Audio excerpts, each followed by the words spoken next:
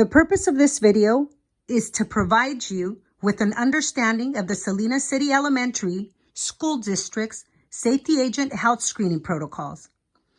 These protocols are intended to help keep everyone as safe as possible. As a safety agent, it is of utmost importance that you maintain confidentiality as required by state and federal laws.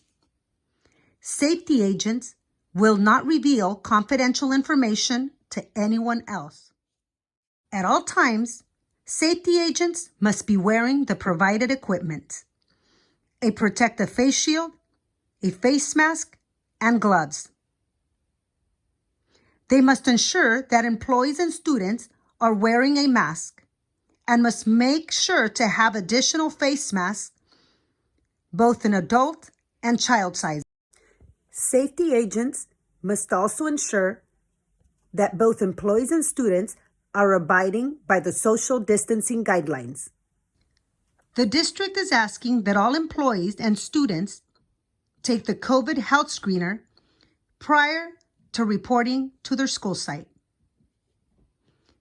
If they answer yes to any of the questions, the employee must stay home and notify their site supervisor of his or her absence.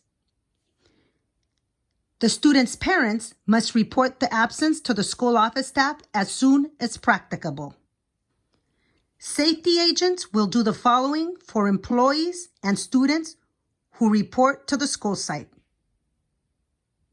They will ask employees and students if they have answered yes to any of the questions on the COVID health screener.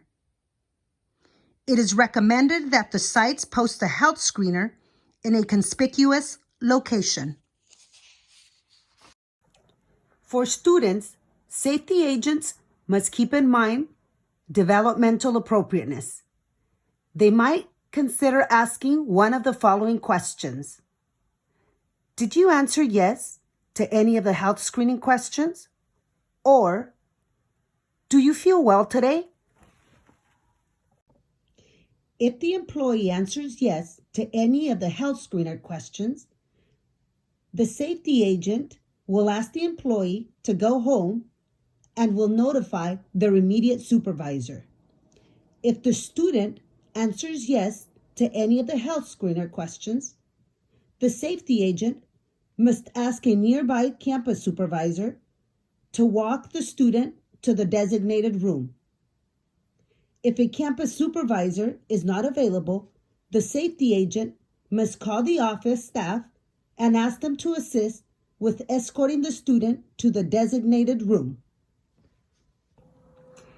If they answer no to the health screener questions, the safety agent will proceed with taking the employee's or student's temperature.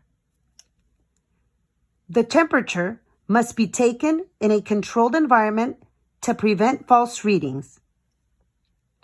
Turn on the thermometer by pressing the on button. Take the temperature at arm's length, 1 to 2 inches away from the forehead. If a person's hair is overlapping on the forehead, ask the person to lift up their hair to expose skin on the forehead. Do not touch the person's skin. Some thermometers require a 20-second rest between tests for accurate reading. Keep in mind that skin must be dry for accurate reading. Temperatures should not read below 95 degrees or the thermometer is incorrect. If multiple readings are low, request the assistance of a floating safety agent or campus supervisor to notify the health technician at your school site and ask for another thermometer. If their temperature is less than 100.4, allow the employee or student to enter the site, and no further action is needed.